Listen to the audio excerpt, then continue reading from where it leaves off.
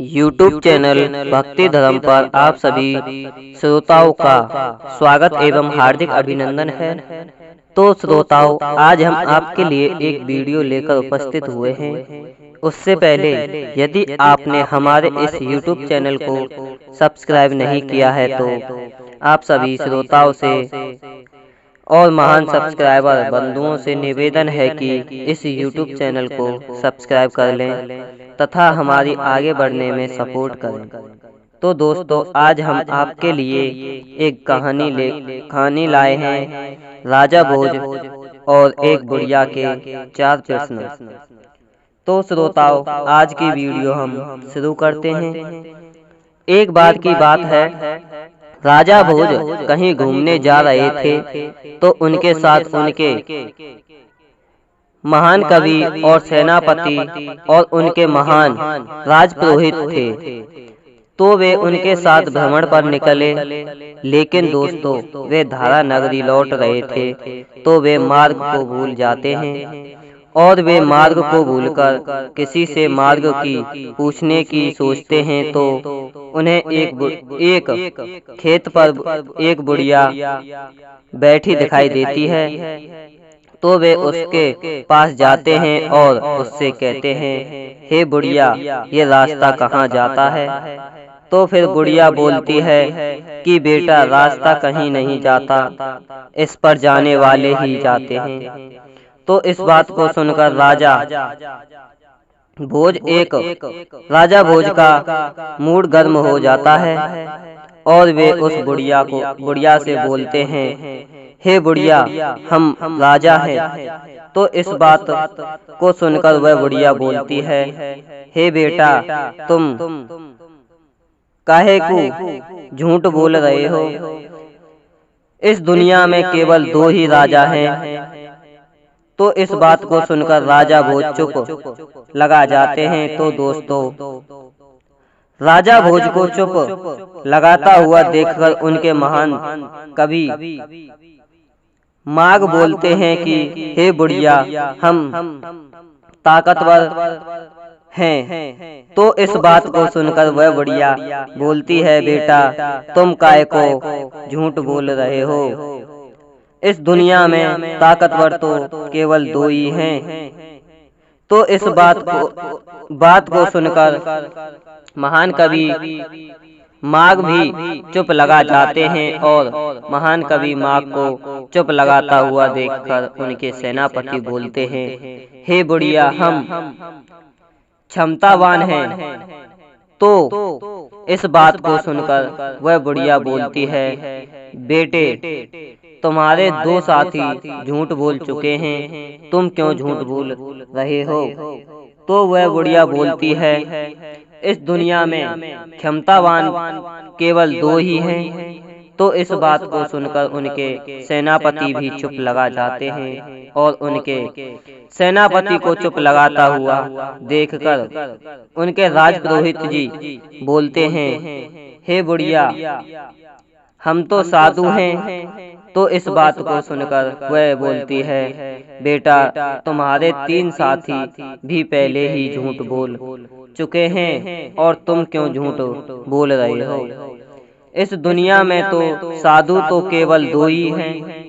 तो इस बात को सुनकर उनके महान राजपुरोहित जी चुप लगा जाते हैं और वह बुढ़िया उनको रास्ता बता देती है कि इस रास्ते पर जाने वाले धारा नगरी पहुंच जाते हैं। तो वे धारा नगरी पहुंचकर विचार करते हैं कि एक बुढ़िया ने हमसे बहुत ही सुंदर प्रश्न पूछे हैं, हम उनका जवाब नहीं दे पाए। उस बुढ़िया को बुलाने के लिए राजा भोज अपने 4 सैनिकों को भेजते हैं। तो वे 4 सैनिक उस बुढ़िया के पास जाकर कहते हैं कि हे बुढ़िया, तुम्हें राजा भोज ने बुलाया है। तो वह बुढ़िया बोलती है कि मुझे राजा भोज ने क्यों बुलाया है? तो श्रोताओं, वहां पर वे उसे पालकी में बैठाकर राजा भोज के राज्य में उतार देते हैं तो राजा भोज पूछता है कि हे बुढ़िया, तुमने हमसे कुछ प्रश्न किए थे तो हम आपसे निवेदन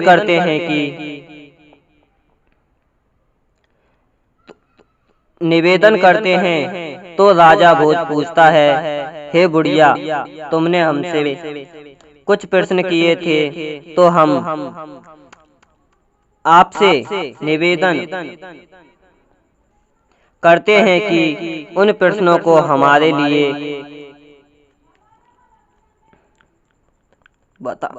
बताने की कृपा करें। तो दोस्तों, सबसे पहले राजा भोज बोलते हैं कि आपने कहा था कि इस दुनिया में केवल 2 ही राजा हैं, तो वे 2 राजा कौन कौन से हैं? इस बात को सुनकर बुढ़िया हंसती हुई बोलती है कि हे पुत्र, इस दुनिया में केवल 2 ही राजा हैं। पहला राजा इंद्र, जो कि इस धरती का भरण पोषण करते हैं, और दूसरा राजा यमराज, जो कि आत्माओं पर राज्य करते हैं। इस बात को सुनकर राजा भोज बोले, बिल्कुल सही जवाब है। जवाब तो दोस्तों, उनके महान कवि बोलते हैं कि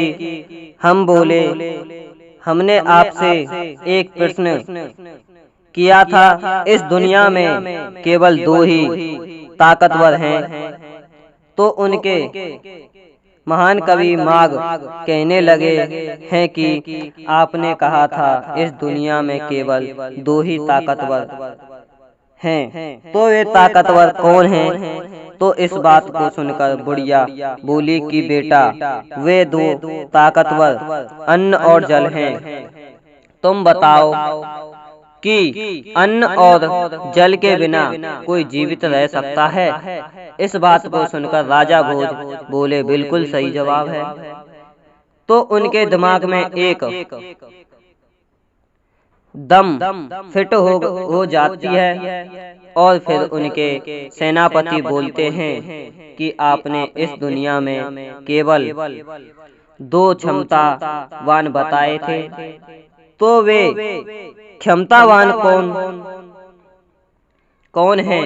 इस बात को सुनकर बुढ़िया बोली, बेटा, इस दुनिया में केवल 2 क्षमतावान हैं, पहली स्त्री और दूसरी धरती। तो इस बात को सुनकर राजा भोज के दिमाग में बिल्कुल सटीक बैठ जाता है, और राजा भोज कहते हैं, बिल्कुल सही जवाब है।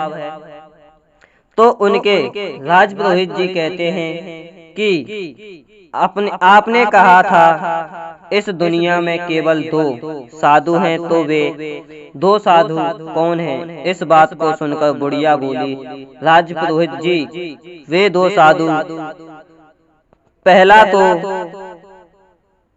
पहला तो साधु है महादेव, जो कि युगों युगों तक एक ही पर्वत की चोटी पर बैठकर भजन करते हैं, और दूसरा साधु संतोष, जिसमें संतोष होता है, उससे बड़ा कोई साधु नहीं होता।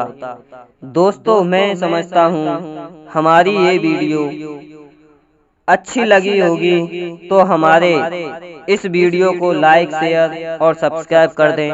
धन्यवाद।